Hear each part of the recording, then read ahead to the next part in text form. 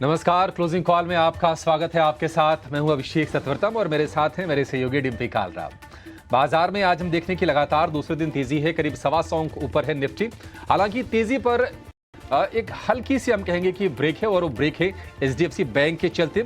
1.5% की गिरावट HDFC bank में है। हालांकि नतीजे आए थे अनुमान के मुताबिक ही, बावजूद उसके शेयर में हम कमजोरी आज के सत्र में देख रहे हैं। निफ्टी बैंक है करीब 220 अंक ऊपर इस वक्त, लेकिन आज बाजार को सपोर्ट मिल रहा है कुछ ऑटो शेयरों से। आयशर, हीरो मोटर में 0.3% के आसपास की तेजी है और इसके अलावा एल&टी, एक्सिस बैंक जैसे शेयरों से भी बाजार को आज सपोर्ट मिल रहा है। सवाल यह है कि क्या आखिरी के घंटे के सत्र में बाजार में तेजी क्या और बढ़ेगी? क्या फिर से हम 22,300 के ऊपर का आंकड़ा देखेंगे निफ्टी पर? इसका जवाब लेंगे अपने एक्सपर्ट से। साथ ही आपको ढेर सारे ट्रेडिंग कॉस्ट बताएंगे। जो शेयर आज तेज गिरावट या फिर तेज उछाल दिखा रहे हैं, उस पर भी अपने एक्सपर्ट्स का हम व्यू लेंगे। लेकिन पहले आपको यह बता दें कि शो में आगे हम खास करने क्या वाले हैं। 2:35 पर, यानी कि थोड़ी देर में हम लेकर आएंगे आपके लिए क्लोजिंग ट्रेड्स 2:40 पर और उसके चैंपियन मार्केट एट 3, जिसमें कि हम बाजार खुलने के बाद शेयरों से जुड़ा अपडेट लेते हैं। 3 बजे आपके लिए लेकर आएंगे। 3:05 पर हम डीलिंग रूम का हाल जानेंगे और आपके लिए लेकर आएंगे खास सेगमेंट खबर गर्म है। 3:15 पर लेकर आएंगे बीटीएसटी या फिर एसटीबीटी ट्रेड आपके लिए अपने एक्सपर्ट्स के जरिए और इवेंट्स टू वॉच, यानी कि कल के सत्र में हमारी नजर बाजार में कहां पर होगी, ये लेकर आएंगे 3:20 पर इवेंट्स टू वॉच। लेकिन आगे बढ़ने से पहले जरा ये भी देख लेते हैं फटाफट कि आज बाजार के मेजर हाइलाइट्स क्या हैं। 5 बड़ी बातों से हम शुरुआत करेंगे। तो लगातार दूसरे दिन तेजी है। निफ्टी का 22,280 के आसपास कारोबार कर रहा है। एक रेंज में ही है, हम ये कहेंगे। निफ्टी बैंक 47,800 के करीब है। बंधन बैंक में, एक्सिस बैंक में तेजी है, वहां से सपोर्ट मिल रहा है। लेकिन निश्चित तौर पर एचडीएफसी बैंक से हम देख रहे हैं कि वो प्रेशर भी बना हुआ है। ऑटो शेयरों में, टायर शेयरों में आज रफ्तार है। इसके अलावा हम देख रहे हैं कि ओएमसीज के शेयर भी चल रहे हैं। एविएशन वाले शेयरों में भी तेजी है, क्योंकि क्रूड में थोड़ी सी हमने नरमी देखी है। लेकिन ऑटो में आयशर और हीरो मोटो में 2 से 3% के आसपास की शानदार तेजी पर कारोबार हो रहा है। चीनी शेयरों में मिठास है और बड़ी तेजी है। केसीपी शुगर में, शक्ति में, त्रिवेणी में, बलरामपुर, धामपुर, ये तमाम शुगर स्टॉक्स 4% से लेकर 8% तक की तेजी आज के सत्र में दिखा रहे हैं। लेकिन परसिस्टेंट में करीब देख रहे हैं कि हम 9% के आसपास की गिरावट है, क्योंकि अनुमान से कमजोर मार्जिन कंपनी ने रिपोर्ट्स किए थे। और जीएसपीएल में भी करीब हम देख रहे हैं कि 20% का लोअर सर्किट लगा था, हल्का सा रिकवर कर रहा है। 19% अब भी नीचे है।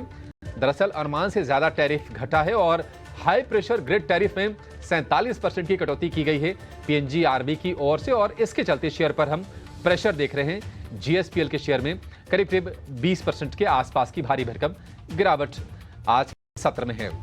लेकिन आगे बढ़ने से पहले अपने एक्सपर्ट्स को हम जोड़ेंगे। उसके पहले जरा ये समझ लेते हैं कि बाजार का सेटअप कैसा है।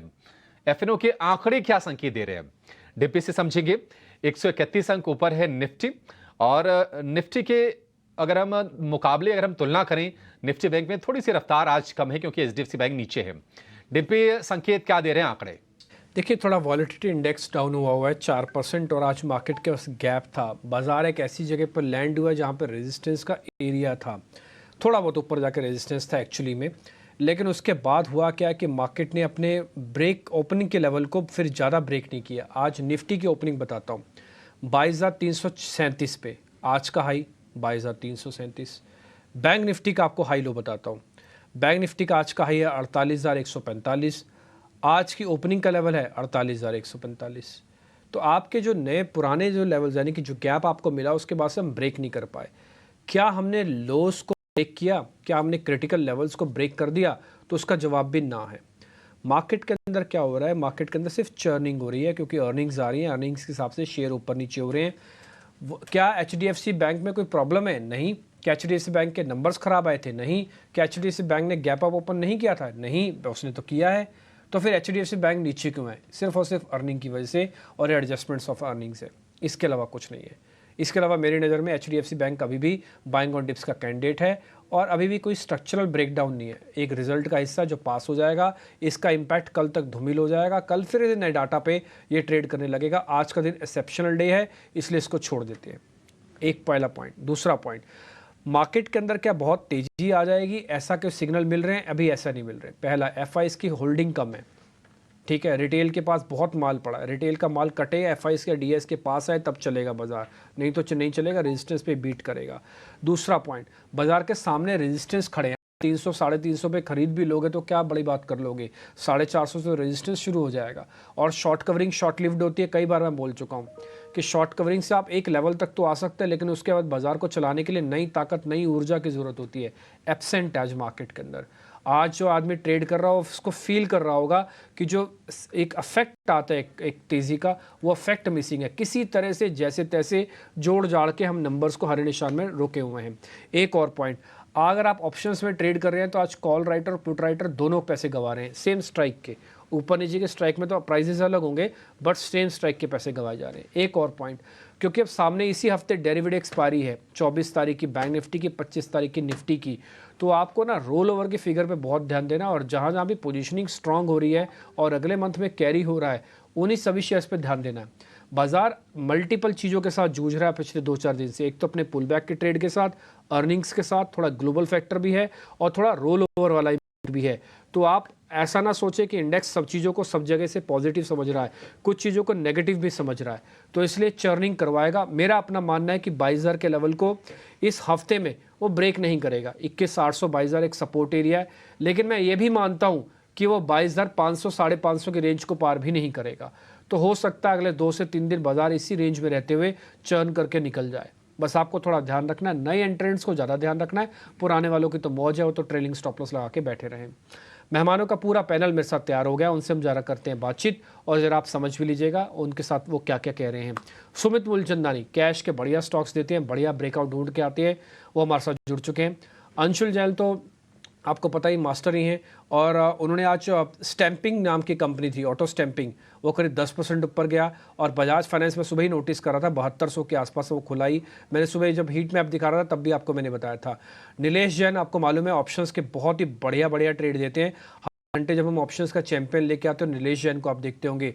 और अविनाश जी के बारे में क्या बोले, हम सबका एक्सपीरियंस जितना हम स्क्रीन पे सब बैठे हुए ना, उन सबके एक्सपीरियंस को जोड़ भी दिया जाए तो भी अविनाश जी के एक्सपीरियंस के हम बराबर नहीं पहुंच पाएंगे। तो उनका जो एक्सपीरियंस है वो गजब का है, बहुत ही शानदार है, फंडामेंटली और चीज़ों को बारीक नज़र से देखते हैं, बहुत ही फाइन ट्यून करके आपको बेहतरीन बेहतरीन कॉल्स देते हैं। Avinash sir, thank you very much समय देने के लिए। तो इन मेहमानों को हम छांट के लाएं आपके लिए ताकि आपका फ़ायदा हो सके। तो आज शुरू करते हैं पहले सुमित मूलचंदानी से, उनकी जरा रीडिंग समझते हैं इंडाइसिस को लेकर क्या है, फिर हम अलग अलग स्टॉक्स लेंगे जिसको हम आज के क्लोजिंग स्टॉक्स के नाम पे जानेंगे।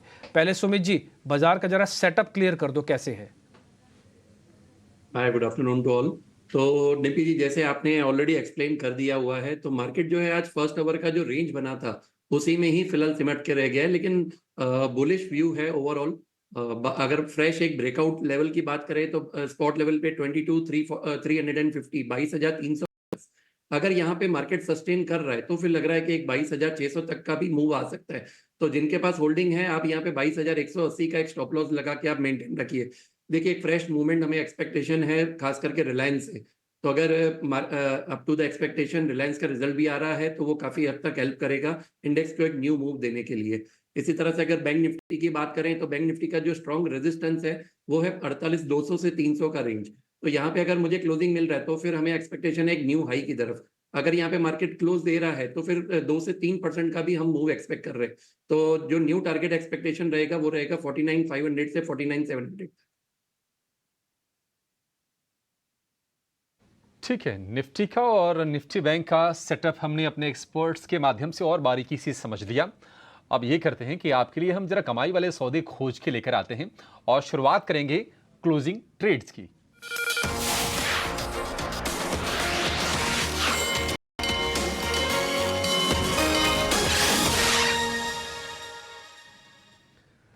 क्लोजिंग ट्रेड्स की शुरुआत करेंगे। नीलेश जी, आपसे बताइए आपके दो शेयर कौन से हैं और क्या दोनों के दोनों खरीदारी के ही आज सौदे हैं आपके पास? हाँ बिल्कुल Abhishek ji, first of all good morning everyone. देखिए, खरीदारी पर ही फोकस है। सबसे पहले पीएसयू बैंकिंग स्पेस में काफी अच्छा मूवमेंट हमें देखने को मिल रहा है। तो इस मोमेंटम को प्ले करने के लिए पीएसयू स्पेस में से दिग्गज company state bank of India, इस पर्टिकुलर काउंटर में खरीदारी करने की सलाह होगी।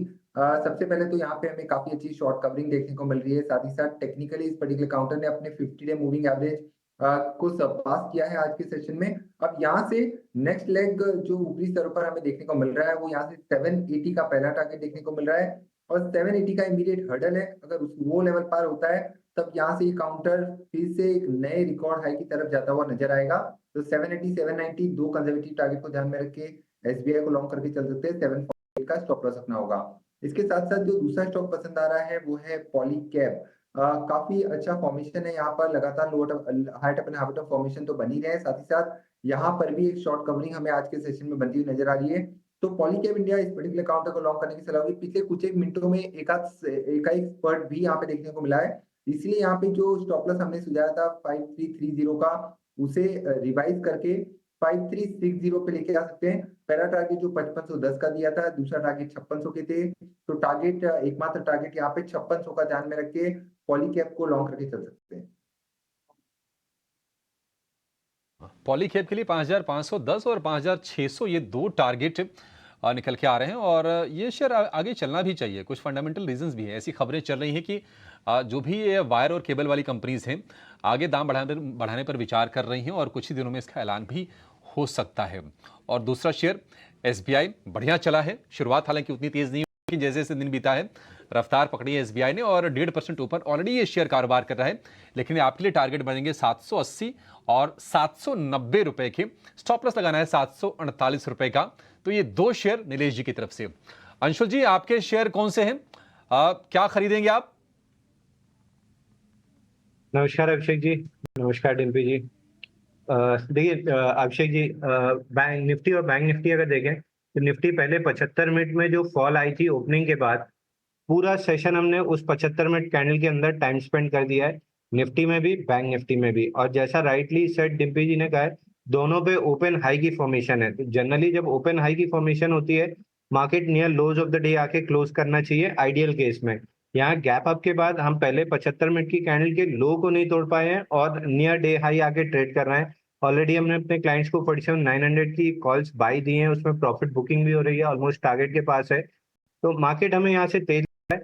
जैसे ही आज का हाई क्रॉस होगा, शॉर्ट कवरिंग ट्रिगर होना स्टार्ट हो जाएगी। जो भी ओपन हाई की फॉर्मेशन लेके शॉर्ट पोजीशंस बनाए हैं उनकी कवरिंग स्टार्ट होगी।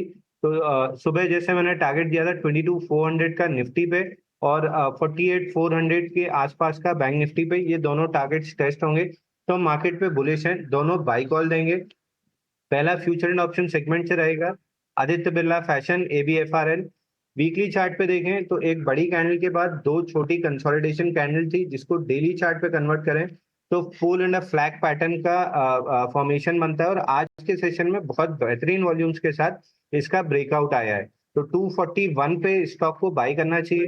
237 रुपीज का स्टॉप लॉस रहेगा, 251 का इमीडिएट टारगेट रहेगा और 251 के ऊपर सस्टेन कर जाते हैं तो 265 तक ये स्टॉक जा सकता है। दूसरा स्टॉक मिड कैप कैटेगरी से बाई दूंगा, डॉक्टर मोपेन लैब लिमिटेड। 104 हफ्ते का पूरा कप हैंडल पैटर्न बना हुआ है। पूरे कप के दौरान जो बेस था उसमें ड्राइड अप वॉल्यूम्स के साथ शेयर ने ट्रेड किया है। जब राइट साइड में हम कप कंप्लीट करने ऊपर आए थे तो वॉल्यूम्स ऑन द राइज थे। हैंडल के पैटर्न में अगेन वॉल्यूम्स एकदम से ड्राइड अप थे और पिछले 4 दिन से जब रैली आई है तो वॉल्यूम्स बहुत तेजी से बढ़ रहे हैं। तो ये प्रॉपर इंडिकेशन है वॉल्यूम का कि ये कप हैंडल पैटर्न ना सिर्फ ब्रेकआउट देगा बल्कि सस्टेन भी करेगा।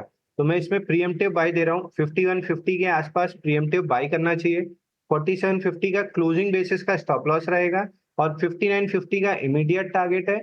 एक बार 5950 निकलने के बाद स्टॉक में जब तेजी डेवलप होगी वो 85 रुपीज तक जाएगी। तो स्टॉक को 50% 5950 पे बुक करके बाकी 50% पोजीशन थोड़ा समय देके कैरी करना चाहिए। थोड़े ऊपरी स्तर के टारगेट मिलेंगे। तो ये दो बाई कॉल रहेंगे मेरी तरफ से। ठीक है, मोरपेन लैब्स हैं, करीब करीब 60 रुपए के टारगेट हैं। और दूसरा शेयर है Aditya Birla fashion retail limited. याद रखिए कि मुद्रा के डीमर्जर को कंपनी के बोर्ड ने मंजूरी भी दी है और ये भी एक ट्रिगर के तौर पर काम कर रहा है। और दोनों के दोनों शेयरों में 4% की तेजी है, लेकिन यहां से भी कॉन्फिडेंस हाई है और आपको और ऊपर के टारगेट दे रहे हैं अंशु जी। आखिर में सुमित जी आपके पास आएंगे, आपके शेयर कौन से सर, क्या पसंद आ रहा है आपको? ये देखिए यहाँ पे दो स्टॉक्स हैं, दोनों बाय साइड के ही हैं।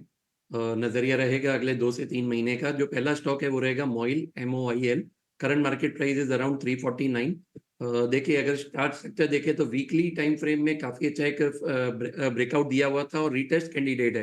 तो आज के सेशन में जो क्लोज आ रहा है वो पिछले 7 दिन का एक ब्रेकआउट कैंडिडेट भी है। तो लग रहा है कि यहाँ पे एक फ्रेश मोमेंटम स्टार्ट होना है। Lower time frame to daily में एक फ्लैग एंड पोल का भी ब्रेकआउट आ रहा है। तो 400 और 438 ये 2 टारगेट के लिए हम बाय करेंगे। स्टॉप लॉस यहाँ पे मेंटेन करेंगे 319 का। दूसरा स्टॉक है त्रिवेणी इंजीनियरिंग। यहाँ पे देखिए एक सिमेट्रिकल ट्राइंगल का ब्रेकआउट आ रहा है और आज का जो खास करके प्लस वॉल्यूम, तो यहाँ पे आप बाइंग कीजिए। कभी भी आपका डिप्स मिल रहा है आप यूटिलाइज कीजिए। 355 का करंट मार्केट प्राइस है, 324 का स्टॉप लॉस, 416 एंड 447 ये 2 टारगेट रहेंगे। ठीक है, इंटरेस्टिंग। खैर बाजार इस समय थोड़ा तेज़ी से ऊपर आना चाहता है और अगर आप देखें 47,000 950 पे आ गए, 48,000 के ऊपर की क्लोजिंग मिल जाए और कल गैप मिल जाए तो मौज आ जाएगी मार्केट की। बहुत बढ़िया शॉर्ट कवरिंग भी मार्केट के अंदर आ सकती है क्योंकि on a day of expiry के नियर बाय हम खड़े हो जाएंगे, तो कवरिंग बहुत फास्ट आएगी जब आई तो इसलिए आप थोड़ा सा वॉच रखिए। बाजार डेज हाई पे आके ट्रेड कर रहा है। नीचे आप एक खबर देख पा रहे हैं वोडाफोन आइडिया की कि 2:30 बजे तक इसका जो FPO है, जो कि अब तक का सबसे बड़ा FPO बताया जा रहा है 18,000 करोड़ रुपए का, वो 3.25 गुना है। खबर मार्केट में ये भी चल रहा है कि रिटेल का पार्टिसिपेशन नहीं है। रिटेल का पार्टिसिपेशन होगा भी कैसे, रिटेल के पास तो वैसे ही पड़ा हुआ माल इतना है। तो QIB का पार्टिसिपेशन, NIs का पार्टिसिपेशन या इंस्टीट्यूशनल्स का पार्टिसिपेशन वो ज़्यादा होना चाहिए। वो ज़्यादा है भी और भी है वो, क्योंकि रिटेल के पास तो ऑलरेडी माल काफ़ी है, पहला पॉइंट। दूसरा पॉइंट भाई 12-12.5 रुपये का मार्केट का शेयर है, 10 से 11 रुपये का FPO का प्राइस है। FPO में एप्लीकेशन डाल दो, ओवर सब्सक्रिप्शन जारी है, हो सकता है FPO पे ना मिले तो आपके पास एक ऑप्शन ये है कि आप 11 रुपये वाला माल, मान लो 11 का ही मिलेगा, 10 से 11 में 10 तो मिलेगा नहीं, 11 ही मिलेगा।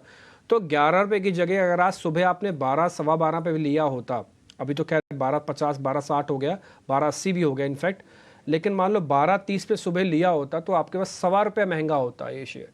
लेकिन बस अपॉर्चुनिटी है, जितना मर्जी माल लो और सामने सामने पे लो, सिर्फ ₹1.25 का फ़र्क है एथिकली। और जिसको बड़ा पैसा बनाना है, मान लो वोडाफोन आइडिया से, अविनाश सर आपसे क्वेश्चन होगा, जिसको बड़ा पैसा बनाना है फिर उसके लिए ₹1.25 का कोई मेजर फ़र्क नहीं रह जाता। वो 11 पे FPO से पैसा लेके आए, लगा के ले गए, या 12.15 के सुबह सुबह आइडिया पकड़े। अविनाश सर मेरे 2 बेसिक क्वेश्चन है। पहला, FPO तो चलो जो गया हो गया, सामने भी पकड़ लो, ज़्यादा बड़ा डिफरेंस नहीं है, क्योंकि अगर मेरा टारगेट ही 25 रुपये का है तो फिर मेरे को ₹1 का क्या फ़र्क पड़ता है। पहला पॉइंट। सर पैसा लगाना है कि नहीं लगाना है पहले तो ये बता दो, और लगाना भी है तो फिर टिके रहे इसमें, कोई दिक्कत तो नहीं ना सर? पहले आपके चैनल पे कहा था कि देखिए जो नेगेटिव और डाउनसाइड है वो तो ऑलरेडी प्राइस में फैक्टर्ड इन है, लेकिन जो इन्वेस्टर्स प्योरली लिस्टिंग गेन्स के लिए पैसा लगाना चाहते हैं उनके लिए इस इशू से कुछ ज्यादा सरप्राइज या कोई बड़ा अपसाइड आएगा ऐसा लगता नहीं है। लंबी अवधि के लिए मैं समझता हूँ कि 11-12 रुपए का अगर कोई सेकेंडरी मार्केट से भी खरीदता है और ये मान के चलता है कि आने वाले क्वार्टर्स में लॉसेस कम हो जाएंगे, सब्सक्राइबर एडिशन और बढ़ेंगे, क्योंकि देखिए अभी भी 2,40,000 करोड़ का कंपनी का कर्जा है, हर क्वार्टर में करीबन 3,000 करोड़ का नुकसान लॉस कंपनी रिकॉर्ड करती है, तो अभी भी रास्ता काफी तकलीफ पर है।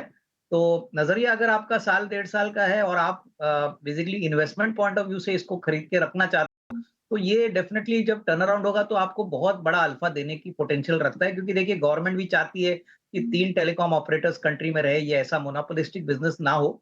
तो डेफिनेटली गवर्नमेंट का भी सपोर्ट है, गवर्नमेंट का भी शेयर होल्डिंग वोडाफोन में है। तो मैं यही कहूंगा कि शॉर्ट टर्म के लिए नहीं, बट लॉन्गर टर्म के लिए 11-12 रुपए में खोने जैसा कुछ नहीं है, क्योंकि मार्केट ऑलरेडी नेगेटिव खराब परफॉर्मेंस को ऑलरेडी प्राइस में फैक्टर इन कर चुकी है। कि कई बार हम बात बोलते हैं कि आपको पेनी स्टॉक्स में नहीं जाना चाहिए। पहली बात तो एक पेनी स्टॉक नहीं है, ये अपने आप में बड़ी कंपनी है और सेक्टर की तीसरी बड़ी कंपनी है, जिस सेक्टर के ग्रोथ सबसे ज़्यादा है। दूसरा बात है, प्राइस छोटा होने से क्या कंपनी का बिजनेस छोटा हो गया, ये नहीं समझना चाहिए, पहला पॉइंट। तीसरा पॉइंट, देश की अगर टेलीकॉम कंपनी है और वो 18,000 करोड़ का सबसे बड़ा FPO लेके आ रही है तो कुछ तो बात होगी ना, और कुछ तो बात होगी जब 3.5% की सब्सक्रिप्शन आ रही है, कुछ तो बात होगी ना जब सरकार ने पैसा डाल रखा है, कुछ तो बात होगी ना इतना सब कुछ होने के बाद भी। जियो को आए हुए आज 1 साल नहीं हुआ, जियो को आए हुए भी कई साल हो चुके हैं, 5 साल तो मेरे को लग रहा हो चुके हैं। तो जियो को आए अगर 5 साल हो गए तब भी कंपनी सर्वाइव कर रही है, कुछ तो कर रही है। ये बात सच है कि इसने प्राइस एक्शन नहीं दिखाया, ये बात सच है कि शेयर चला नहीं है, लेकिन ये बात भी उतनी सच है कि 1 महीने के अंदर जितनी खबरें आइडिया वोडाफोन आइडिया के अंदर आई हैं, ये पिछले 1 साल के अंदर नहीं आई हैं।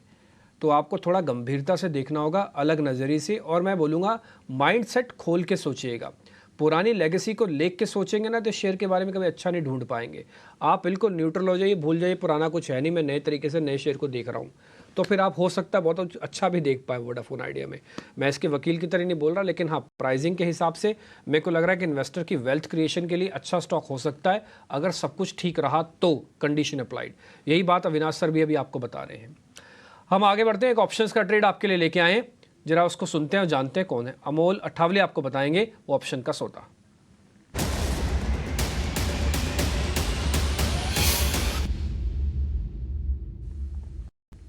अमोल जी नमस्ते, बताइए सर कौन सा ऑप्शन है?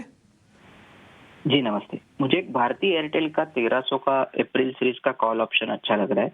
9 रुपए के आसपास था, अभी थोड़ा ऊपर है। पोजिशनली टारगेट निकल के आ रहे 18 रुपए और 19 रुपए, और स्टॉप लॉस उसका रहेगा 4 रुपीज का। मैक्स प्रॉफिट उसमें हो सकता है 9500 का, और मैक्स लॉस उसमें हो सकता है 4750 का। एक ब्रेकआउट कंटिन्यूएशन फॉर्मेशन है। आई थिंक मुझे लगता है कि ये टेक्सचर है वो कंटिन्यू रहेगा in the near future, but near to expiry है तो स्टॉप लॉस स्ट्रिक्टली फॉलो करें। स्ट्रिक्टली फॉलो करेंगे सर, वो तो वैसे होना भी चाहिए। स्ट्रिक्टली स्टॉप लॉस फॉलो नहीं करोगे ना तो फिर ये एक स्टैंडर्ड डिस्क्लोजर आपके लिए चलाते हैं, आप उसको पढ़ लेना। अगर आप स्टॉप लॉस को स्ट्रिक्टली फॉलो नहीं करोगे तो उसमें ये है कि 10 में से 9 लोग पैसा गंवाते हैं और एवरेज 50,000 पे जाते हैं। तो ये एक स्टैंडर्ड डिस्क्लोजर हम फायर कर देते हैं आपके लिए। 9 रुपये पे लेना है, 19 रुपये का टारगेट है, सीधा सीधा पैसा डबल होने के चांसेस हैं, लेकिन 50% का आपको स्टॉप लॉस भी रखना होगा। तो रेशो 1:2 की है, साफ़ सुथरा ट्रेड है।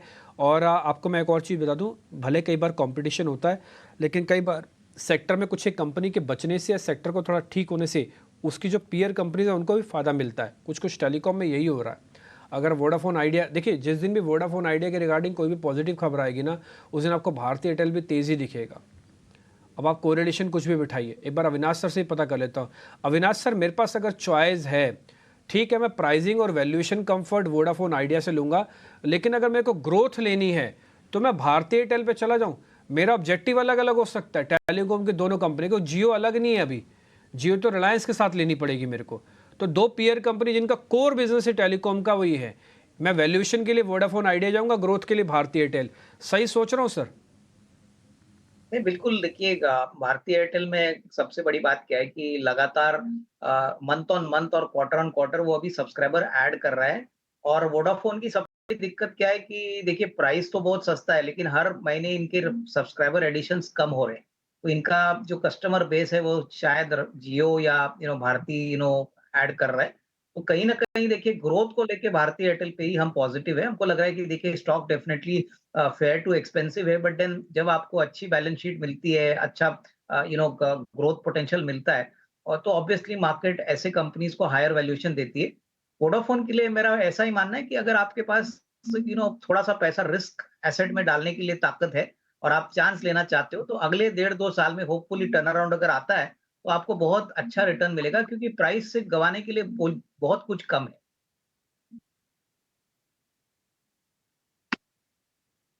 ठीक है, तो वोडाफोन आइडिया पर व्यू हो गया, भारतीय एयरटेल पर आपके लिए हमने राय ले ली। अब बचता है जियो, जो कि रिलायंस के साथ है, जैसा कि डिम्पी बता रहे थे। रिलायंस के आज नतीजे भी आने वाले हैं बाजार बंद होने के बाद, तो जरा समझ लेते हैं कि रिलायंस के नतीजे कैसे आएंगे ओवरऑल, और उसमें जियो को लेकर क्या अनुमान है, और ARPU यानी कि एवरेज रेवेन्यू पर यूजर, प्रति व्यक्ति औसत आय जो है वो फोकस में रहता है। सुनील भारती मित्तल कई बार कह चुके हैं कि 300 रुपए का आरपू जो है टेलीकॉम के लिए सस्टेनेबल है और वहां तक पहुंचने की कोशिश है। जरा नतीजों को समझते हैं। सौमित सरकार हमारे साथ जुड़ गए हैं अनुमान लेकर रिलायंस का। सौमित, बताइए कि अनुमान क्या है, क्या उम्मीदें करके चल रहे हैं रिलायंस के नतीजों से, और उसमें जियो को लेकर क्या अनुमान है? तो ओवरऑल बेसिस पे अगर आप देखें तो stable set of numbers expected है। रेवेन्यू और एबिटा में करीब 4 से 5% की ग्रोथ एक्सपेक्टेड है। प्रॉफिट में भी करीब 5.6% की ग्रोथ एक्सपेक्टेड है ऑन अ सिक्वेंशियल बेसिस। और एबिटा की नंबर की अगर हम खासकर बात करें तो highest ever quarterly EBITDA company report कर सकती है 4th क्वार्टर में, और इसके पीछे के कारण होंगे जो O2C segment, oil to chemical segment है, और टेलीकॉम सेगमेंट, ये 2 सेगमेंट में स्ट्रॉन्ग ग्रोथ होने के कारण ही कंपनी अपनी highest ever quarterly EBITDA report कर सकती है। अब सेगमेंट वाइज अगर हम देखें तो ऑयल टू केमिकल सेगमेंट की जो एबिटा करीब 13% ग्रो कर सकती है ऑन सिक्वेंशियल बेसिस, क्योंकि रिफाइनिंग मार्जिन्स हायर थे, थ्रूपुट हायर थे, और पेट्रोकेमिकल प्रोडक्ट्स के अगर स्प्रेड्स हम देखें तो वो भी सिक्वेंशियल बेसिस पे थोड़े हायर साइड पे थे, और इसी कारण O2C सेगमेंट का परफॉर्मेंस अच्छा होगा। रिटेल सेगमेंट की अगर हम बात करें तो वहाँ पर रेवेन्यू ग्रोथ करीब 1.5% की दिखेगी, बट एबिटा में एक 1% की डिक्लाइन होगी, और इसका कारण ये है कि अगर आप देखेंगे पिछला क्वार्टर जो था, थर्ड क्वार्टर, वो सीजनली स्ट्रॉन्ग क्वार्टर था, फेस्टिव सीजन था, तो उसके चलते अगर हम देखें तो सिक्वेंशियल बेसिस पे एबिटा पे थोड़ा बहुत डिक्लाइन देखने मिल सकता है। अब जो गैस एक्सप्लोरेशन बिजनेस है वहाँ पे भी करीब 3% का एक डिक्लाइन एक्सपेक्टेड है, 5600 करोड़ के आसपास ये सेगमेंट का एबिटा आ सकता है, और इसका कारण ये है कि जो गैस की आउटपुट थी और गैस के प्राइजेस थे वो प्रीटी मच स्टेबल थे on a sequential basis, but उसके सामने जो गवर्नमेंट की प्रॉफिट शेयरिंग रेशियो थी वो थोड़ी बढ़ चुकी है, और इसी कारण हमें ये एबिटा में डिक्लाइन देखने मिल रहा है। टेलीकॉम की अगर हम बात करें तो वहाँ पे सब्सक्राइबर ग्रोथ के दम पे ही पूरा ग्रोथ जो है रिलायंस जियो का वो देखने मिलेगा। सब्सक्राइबर बेस अगर आप देखेंगे तो करीब 48.1 करोड़ आने की एक्सपेक्टेशन है। लास्ट क्वार्टर ये 47.1 करोड़ था, और ये 8th कंसेक्यूटिव क्वार्टर होगा जहां पे रिलायंस जियो की अगर आप देखेंगे तो सब्सक्राइबर ग्रोथ हमें देखने मिल रहा है। हालांकि जो सब्सक्राइबर नेट सब्सक्राइबर एडिशन होगा इस क्वार्टर में वो पिछले क्वार्टर से थोड़ा कम आने की एक्सपेक्टेशन है, बट सब्सक्राइबर ग्रोथ स्ट्रॉन्ग हो रहा है। पिछले 8 कंसेक्यूटिव क्वार्टर से कंटिन्यूसली कंपनी सब्सक्राइबर्स ऐड कर रही है। उसके सामने अगर आप आरपू देखेंगे तो वो लगभग फ्लैट ही आने वाला है 188.8 रुपीज़ के आसपास। तो हाईएस्ट एवर क्वार्टरली नंबर आने की expectation on overall basis. O2C segment और टेलीकॉम सेगमेंट ग्रोथ लीड करेंगे फोर्थ क्वार्टर में रिलायंस इंडस्ट्रीज के लिए। ठीक है, आरपू सपाट रहेगा रिलायंस जियो का, लेकिन अगर हम रिलायंस के शेयर की बात करें तो नतीजों से पहले आधे % की बढ़त के साथ कारोबार कर रहा है। बहुत ज़्यादा एक्शन नहीं हम कहेंगे। नतीजे आएंगे बाजार बंद होने के बाद। एक राय आपसे शेयर पर चाहेंगे अंशुल जी। रिलायंस 2950 रुपए के ऊपर के भाव हैं। नतीजों से पहले कोई ट्रेड आपको उसमें बनता हुआ दिख रहा है, या फिर नतीजों का इंतजार कर लें, उसके बाद कल की कल देखेंगे? देखिए अभिषेक जी, वीकली चार्ट पे देखें तो ऑलमोस्ट 4th इनसाइड बार है, और काफी हद तक कॉन्ट्रैक्टेड है। डेली चार्ट पे कर्व हैंडल पैटर्न है, राइट साइड एकदम टाइट है। आज ब्रेकआउट देने की कोशिश कर रहा है, 3 दिन के लोज के नीचे फेड लो बना था, तो आइडियल सेटअप है शॉर्ट कवरिंग के लिए और फ्रेश लॉन्ग्स के लिए। ब्रेकआउट की जरूरत है 2975 के ऊपर। 2975 निकलता है तो स्टॉक में लॉन्ग करना चाहिए, और प्रीवियसली इसमें 89 वीक्स का बेस ब्रेकआउट था जिसका टारगेट 3200 रुपए है, जो अभी भी पेंडिंग है। तो ये बड़े अपमूव में छोटा सा एक पॉज है 1.5-2 महीने का। नेक्स्ट लेग ऑफ अपमूव में ये 3200 रुपए तक स्टॉक जाता हुआ दिखेगा। एग्रेसिव प्लेयर है तो आज ही लॉन्ग कर लेना चाहिए। अगर थोड़ा सा रिस्क कैप करके चलना है तो रिजल्ट का वेट करके कल देख सकते हैं, लेकिन अगर रिजल्ट अच्छा आया तो कल हम 3000 के ऊपर ब्रेक देके ही ओपन करेंगे, और इस स्टॉक में फिर 3200 तक की रैली बनेगी। तो रिस्क प्रोफाइल देखते हुए अगर मेरी माने तो आपको प्रीएम्प्टिव लॉन्ग लेके जाना चाहिए। बेहतरीन यहाँ से 3200 तक की तेजी बनती हुई दिखेगी। आज भी लॉन्ग करने में, यानी कि आज भी शेयर को खरीदने में कोई हर्ज नहीं है। आप अगर बिल्कुल जोखिम नहीं लेना चाहते हैं तो वेट कर लीजिए कल का, उसके बाद आप शेयर में तेजी बनते हुए देखेंगे। 3200 रुपये तक के टारगेट्स हैं अंशुल जी की तरफ से। एक छोटा सा ब्रेक लेंगे, ब्रेक के बाद और भी कई बजिंग स्टॉक्स पर चर्चा करेंगे जहां आपके लिए फायदे की संभावना बन सकती है। आप कहीं जाएगा नहीं।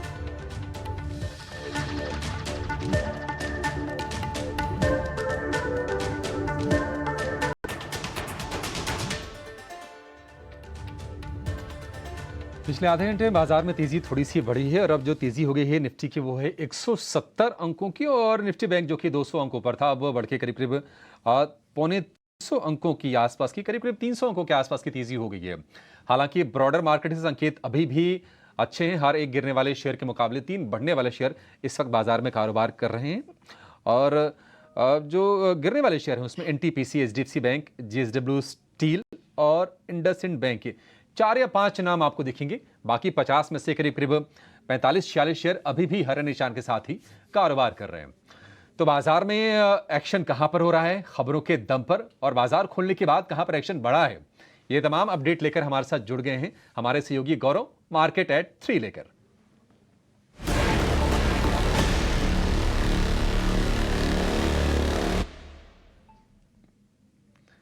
गौरव बताइए कहां पर एक्शन हो रहा है आज?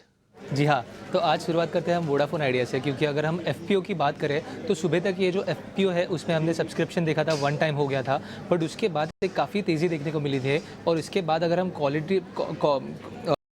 क्वालिफाइड इन्वेस्टर्स की बात करें तो उसमें हमें कहीं पे काफ़ी तेज़ी देखने को मिली है। और इसी के चलते हुए अगर हम वोडाफोन आइडिया के शेयर की भी बात करें तो उसमें थोड़ा हमें बदलाव देखने को मिला है। हालांकि शेयर जो है वो 3% से डाउन है, बट हमें ये भी भूलना ज़रूरी नहीं है कि 10 to 11 रुपीज़ का ये जो एफपीओ का रेंज है, और इसी के चलते हुए हमें एक वोडाफोन आइडिया पे भी नज़र रखनी काफ़ी ज़रूरी है।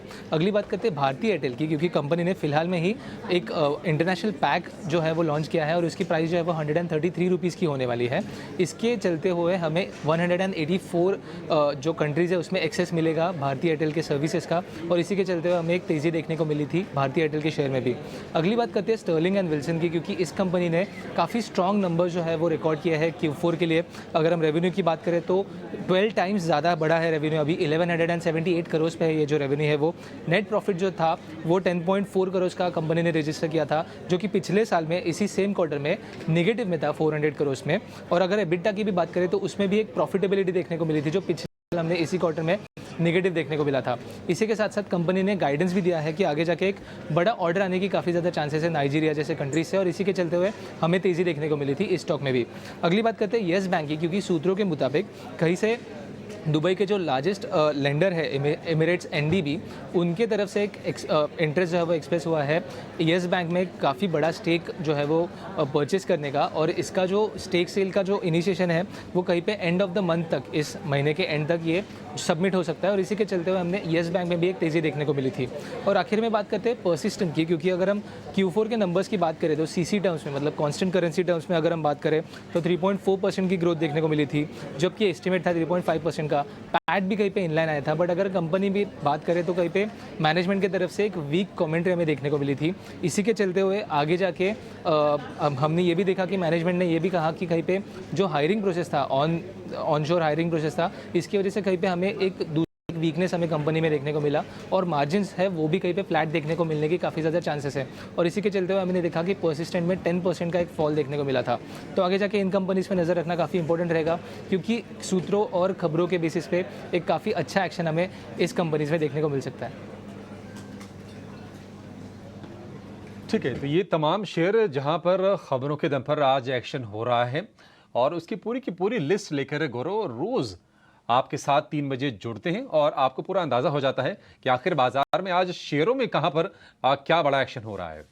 लेकिन बढ़ेंगे कुछ और शेयरों की तरफ जहां पर एक्शन तेज है। उसमें से एक शेयर है डिक्सन टेक का, तकरीबन 3.5-4% के आसपास की तेजी इसमें हो गई है, और अब यह है दिन की ऊंचाई पर कारोबार करता हुआ। सुमित जी, डिक्सन टेक जरा देखिए, हमने प्रीवियसली भी देखा है कि 7,900 से 8,000 की रेंज में एक दो दफा जाके शेयर फंसा है। क्या इस बार ये तैयार है 8,000 रुपए के ऊपर निकलने के लिए? जी बिल्कुल अभिषेक जी, देखिए स्टॉक ने अपना जो न्यू हाई बनाया था 2 अप्रैल को, उसके बाद स्टॉक ने कंसोलिडेशन दिया था और एक मल्टीपल इनसाइड बार्स का लग रहा है कि अब ये फ्रेश ब्रेकआउट देने की तैयारी है।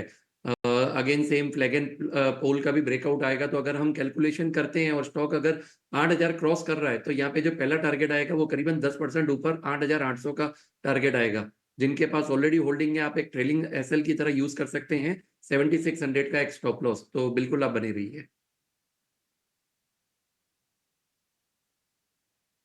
ठीक है, आगे बढ़ते हैं। एक शेयर मैं आपको और दिखाता हूँ। पहले तो जरा अंशुल सर को ही दिखाता हूँ शेयर, और शायद उनकी ही रिसर्च में भी होगा ये। KM शुगर्स एक बार ज़रा दिखाइए। KM शुगर्स बहुत बढ़िया वॉल्यूम आया, आज गैप के साथ खुला है। KM शुगर, शुगर की कंपनी, छोटी कंपनी होगी, लेकिन वॉल्यूम के साथ देखेंगे तो आज बहुत बड़ी मूव है। आप एक बार मेरी स्क्रीन भी दिखा सकते हैं, मैंने वो चार्ट ड्रॉ भी किया हुआ है, और वहाँ पर वो शेयर आपको दिख भी जाएगा। ठीक, तो आप ये देखेंगे, आपको ये सब शेयर दिखेगा।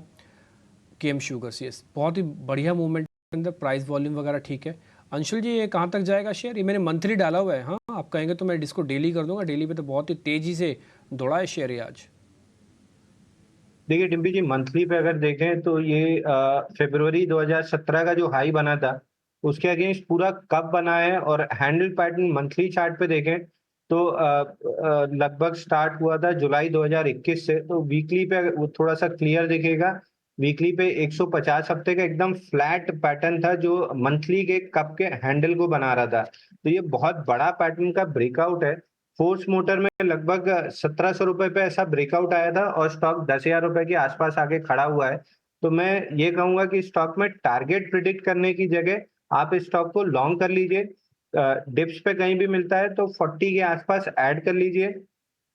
37 या 36 रुपीज का क्लोजिंग बेसिस पे स्टॉप लॉस लगा के स्टॉक को 6 महीने 8 महीने के लिए छोड़ दीजिए। ट्रेलिंग स्टॉप लॉस के साथ इसको फॉलो करते रहिए। हो सकता है स्टॉक 150 रुपए तक का भी आपको टारगेट दे दे, क्योंकि फोर्स मोटर में अगर पैटर्न के हिसाब से टारगेट 4500 बनता था, उसको आराम से एक्सीड करते हुए वो 9500 के आसपास आ गया है। तो मैं टारगेट प्रिडिक्ट करने की जगह मैं ये कहूंगा ट्रेलिंग स्टॉप लॉस लेके स्टॉक को कैरी फॉरवर्ड करते जाइए। ठीक है, कैरी कर सकते हैं। तो एक शेयर आपको दे दिया अंशुल सर के। अंशुल सर की गारंटी है, इसी बेसिस पर हमने चार्ट भी आपको दिखा दिया और आप इस शेयर का फ़ायदा उठा सकते हैं। अब एक मैं ना सुमित मूलचंदानी से भी एक चार्ट लेता हूँ, मैं आपको ज़रा दिखाता हूँ यूपीएल का शेयर। एक बार ज़रा स्क्रीन पे यही शेयर रखना, मेरी शीट ही रखना। आपको मैं दिखाता हूँ इसका डेली चार्ट, और इसके अंदर भी बढ़िया ब्रेकआउट मेरे को लग रहा है और पहली बार सिग्नल मिल रहा है। मैं अपनी सारी ड्राइंग्स को डिलीट कर देता हूँ जो पहले की बनी हुई, ताकि आपको थोड़ा और क्लियर दिखे। देखेंगे आप, ये पहली बार इसमें बेस बना हुआ है और बेस के बाद ये 50 दिन की एवरेज के ऊपर आके बढ़िया ट्रेड कर रहा है। सुमित जी, मेरा टारगेट है यहाँ का, जो कि करीब है 560 रुपये का। पहली बार मेरे को 50 दिन के एवरेज के फिर से बढ़िया कैंडल के साथ मैं आ रहा हूँ। सब मेरे को बताइए क्या करना है। यूपीएल मेरा टारगेट 50 से 60 रुपये है, प्लस करना चाहता हूँ। कीजिए। देखिए यहाँ पे अगर आप देखेंगे तो मल्टीपल बेस बना हुआ है, जो करीबन 450 का रेंज था, वहीं पे ही काफी टाइम सस्टेन किया और वहीं से ही ब्रेकआउट दे रहा है। तो देखिए आपने जो टारगेट निकाला 560, लेकिन उसके नीचे अगर आप देखेंगे तो एक 530 का छोटा सा गैप है। तो मेरा पहला टारगेट वही है जो पिछली बार का आपका स्विंग लो है अक्टूबर एंड का। तो 530 का बिल्कुल पहला टारगेट रहेगा। अगर 530 सस्टेन हो रहा है तो फिर ये 600 की लेवल तक भी जा सकता है। तो जिनके पास होल्डिंग है बिल्कुल बने रहिए, और फ्रेश पोजीशन भी जिनको बनानी है, आप यहाँ पे 460 का स्टॉप लॉस मेंटेन करके बाय कीजिए। ठीक है, डन। तो दोनों तरफ से हाँ है। पहला टारगेट है 530 चला तो फिर ये 560 तक मुझे। देखो आपको ना वैल्यूएशन वाले स्टॉक ढूंढने पड़ेंगे मार्केट के अंदर, ऐसे नहीं है। रिवर्सल बहुत सारे शेयर के अंदर आता है, बहुत सारे शेयर खींचे हुए हैं, कई सारे रिवर्सल वाले हैं।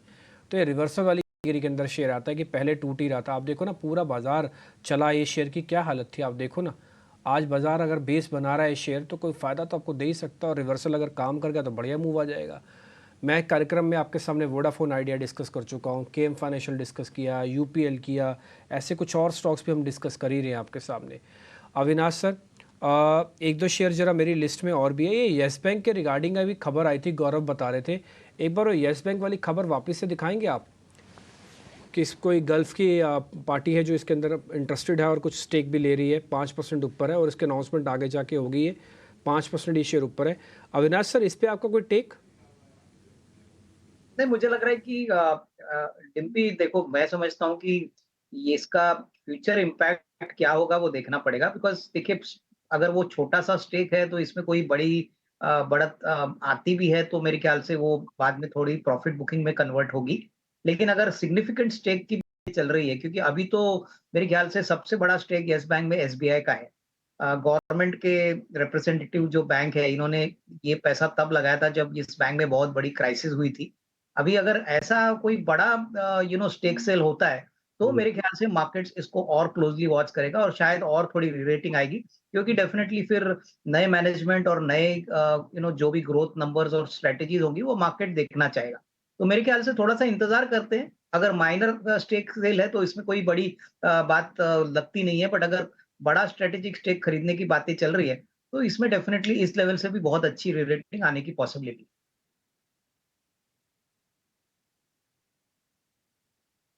इस बीच आपको मैं दिखा देता हूँ वोडाफोन आइडिया बकायदा हरे निशान पे आ चुका है। 13 रुपये का लेवल आपको दिख गया। सुबह आपने इसको अगर देखा होगा तो आप ये बात अच्छे से जान रहे होंगे। हमने तो सुबह भी आपके सामने बात की थी जब भसीन साहब इसको बता के गए थे। हमारा कन्विक्शन उसी समय से ये है कि आज वोडाफोन आइडिया, आज नहीं तो कल, कल नहीं तो ये कम से कम एक गैप क्रिएट कर दे। देखो एफपीओ में अगर मिलना होता ना रिटेलर्स को तो इतना बड़ा सब्सक्रिप्शन नहीं आता। अभी हमने 2:30 बजे तक का डाटा आपको बताया था 3.5%, थोड़ा और डाटा अपडेट होके आ गया 3 बजे तक का भी, तो उसमें 4.5 गुना हो गया। हो सकता है क्लोज होते होते 10 गुना तक भी चला जाए। मैं ये नहीं कह रहा कि ये पहली बार आ रहा है वोडाफोन पे अच्छी खबरें आ रही है, इससे पहले चला नहीं, इससे पहले भी 18, 19, 20 तक जाके ये वापस 12 तक आया हुआ शेयर है। लेकिन आप उस जर्नी को एंजॉय करो जिस जर्नी के अंदर ये अपने आप में कुछ मील के पत्थर रखना चाहता है। आगे वो चले ना चले वो सब भविष्य के गर्ग में है। वो किसी अच्छा वो तो इनको भी नहीं पता, हमको क्या, वो तो इनको भी नहीं पता वोडाफोन आइडिया को ये कितनी जल्दी टर्न अराउंड कर जाएंगे, लेकिन कम से कम प्रयास जारी है, उस प्रयास का हिस्सा जरूर बना जा सकता है। इसलिए 13 रुपये का ये लेवल आपकी स्क्रीन पर आया, मैंने आपको नोटिस करवा दिया। ये फ्यूचर अभी आप अपनी स्क्रीन पर देख पा रहे हैं, इसके अंदर ओपन इंटरेस्ट ला रही है, इसलिए प्लेट हटा दो।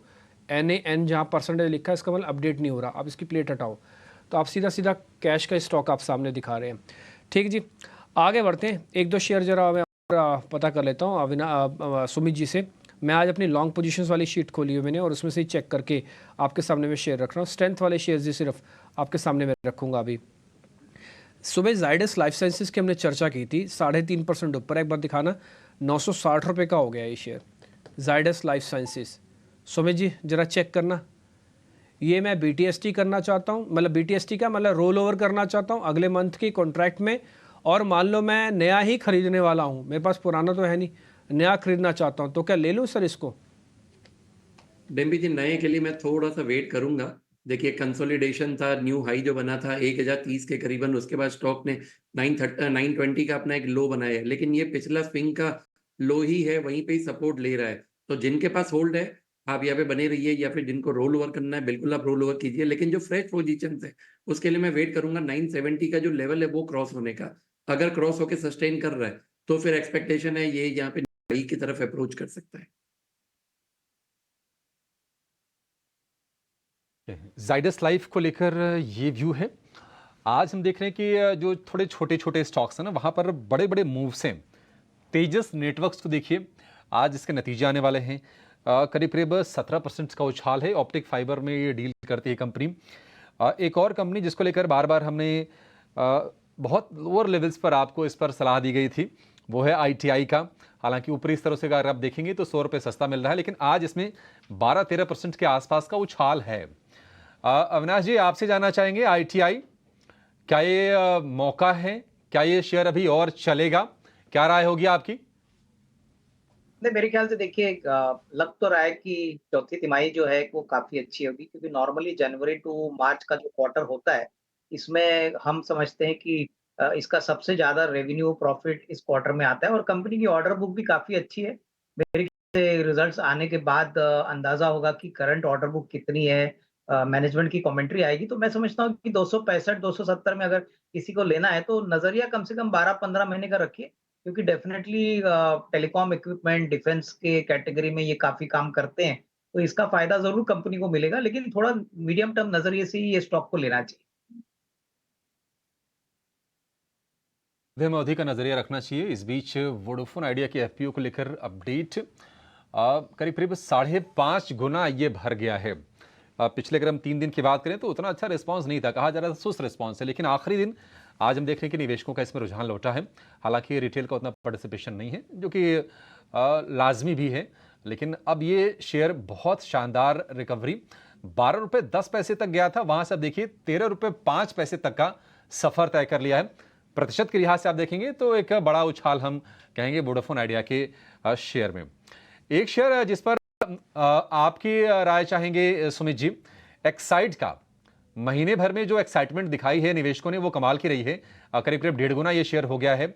एक्साइड आज भी अच्छी तेजी है, क्या ये तेजी जारी रहेगी? 5% ऊपर है शेयर फिलहाल ये।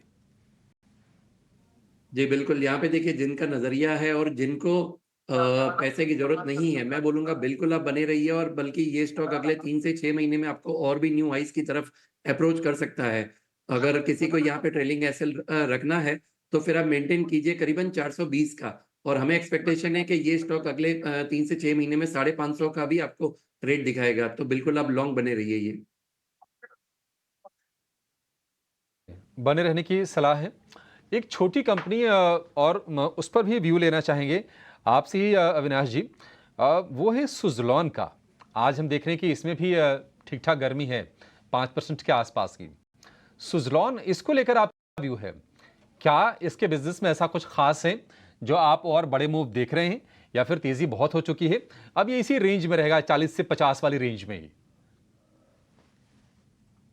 एक मुझे लगता है कि 40 और 50 की रेंज में रहेगा, क्योंकि देखिए कंपनी की ऑर्डर बुक तो अच्छी है, और मार्केट ये थोड़ा सा अंदाजा लगा चुकी है कि आने वाला साल भी इनके लिए काफी अच्छा रहेगा।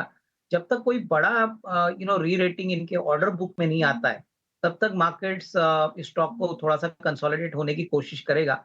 और दूसरी बात मैं बताना चाहता हूँ कि देखिए ये कंपनी में ऑर्डर बुक अच्छी है, प्रॉफिटेबल कंपनी हो चुकी है, लेकिन जो इक्विटी बेस है वो काफ़ी बड़ा है, करीबन 7,000 करोड़ के ऊपर का इक्विटी बेस है। तो कहीं न कहीं देखिए ऊपरी लेवल पे हो सकता है कि थोड़ा बहुत मुनाफ़ा वसूली भी लोगों की आए।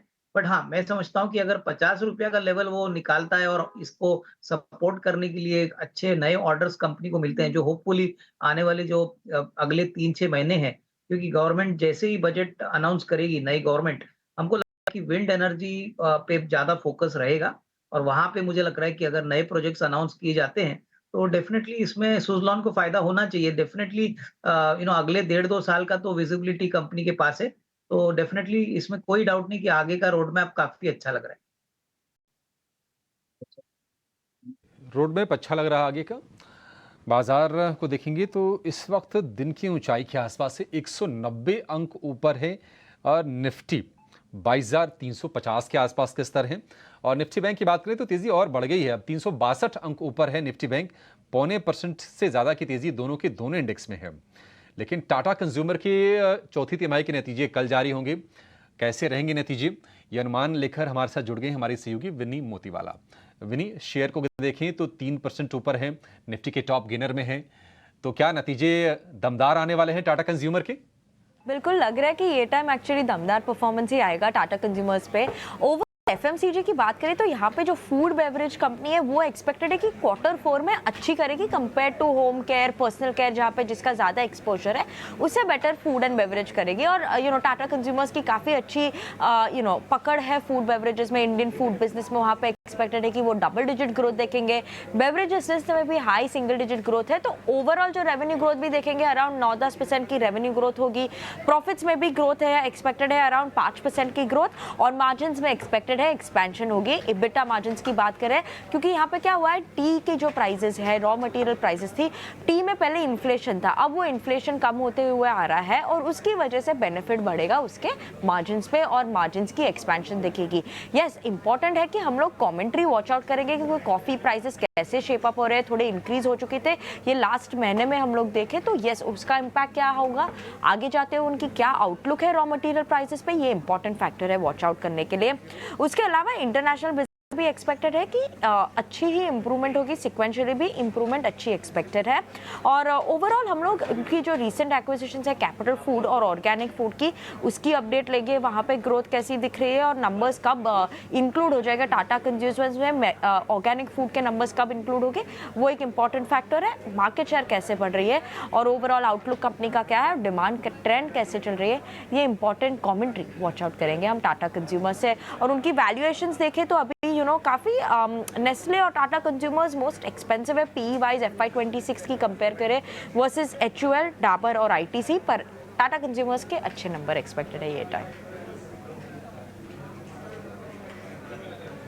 इस बार नंबर थोड़े अच्छे लग रहे हैं टाटा कंज्यूमर्स के। शेयर आपको दिख भी रहा होगा, नंबर से ठीक पहले करीब 2.5 से 3% ऊपर। स्ट्रक्चरली भी कुछ ज़्यादा बड़ी प्रॉब्लम्स है नहीं कंज्यूमर्स वाली कंपनी के अंदर, और टाटा का ब्रांड नेम है, अलग अलग डिविजन्स हैं, बढ़िया काम करती है कंपनी, तो ग्रोथ के नंबर्स हम ऑलरेडी आपके सामने रख रहे हैं।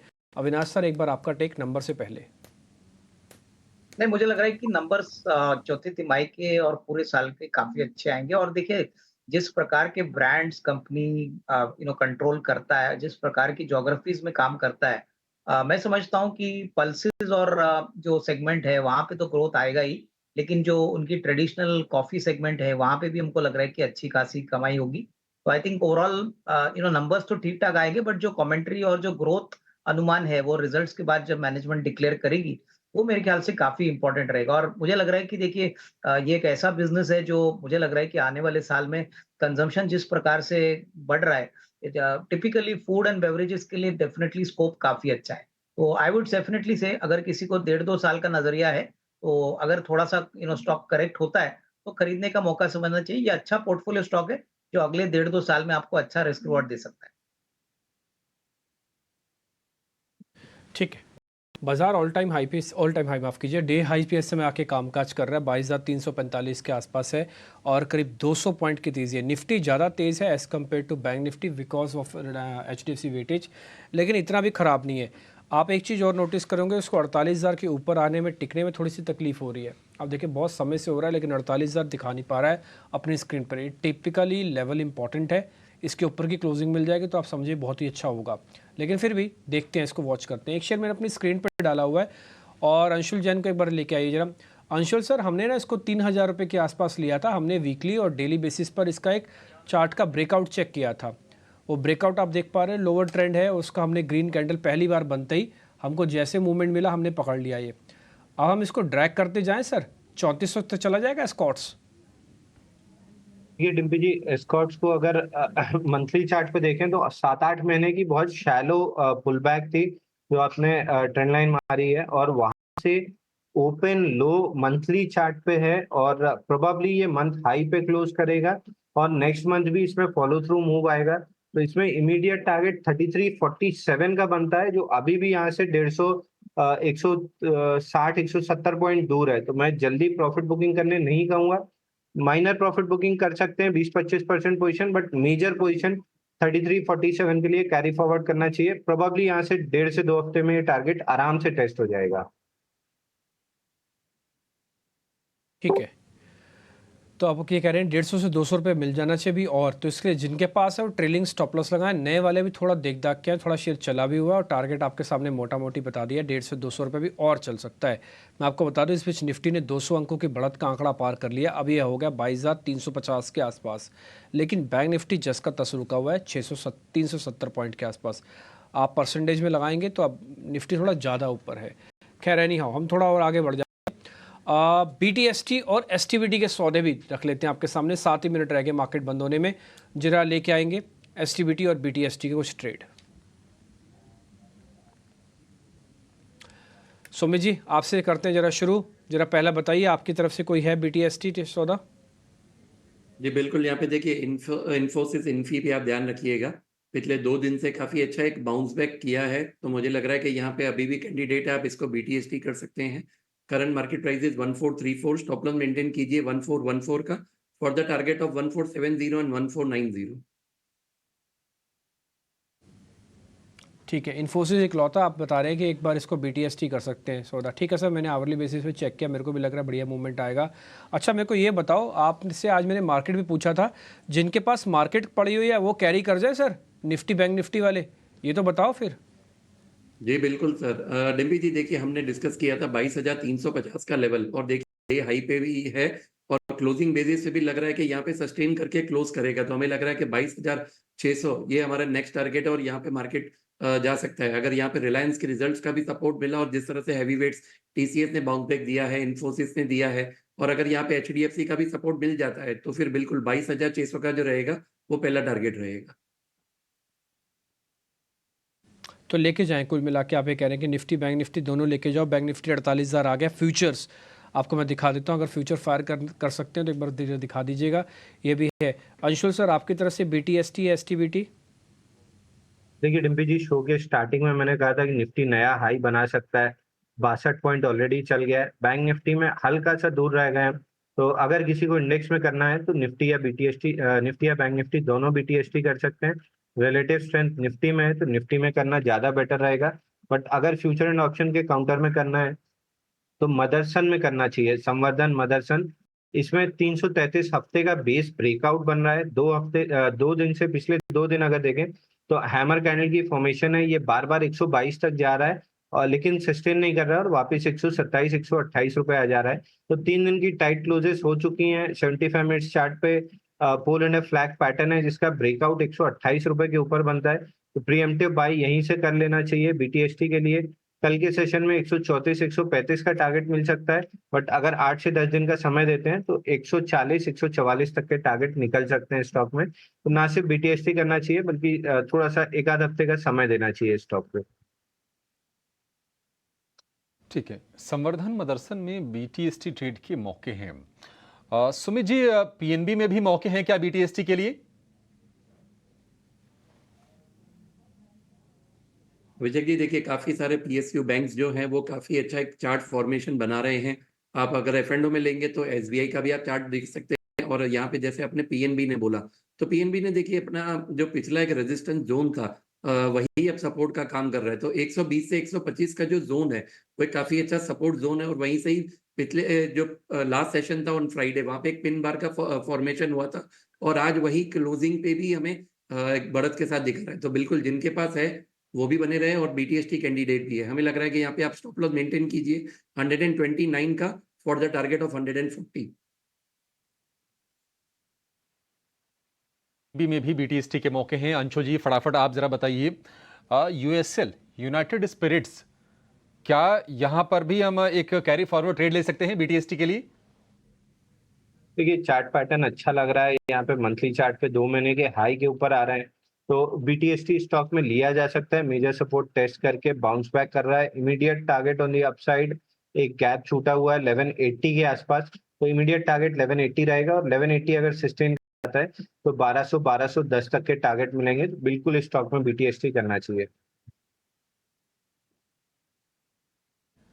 आज दो चीज़ें मार्केट के अंदर अच्छी हुई हैं। एक तो फॉलो अप बाइंग आई है बाजार के अंदर, ये बहुत ज़रूरी थी, नहीं तो आपका क्या होता है कि आपकी करी कराई मेहनत ख़राब हो जाती है। ये पहला पॉइंट था बाजार के लिए जो आज बहुत अच्छा हुआ।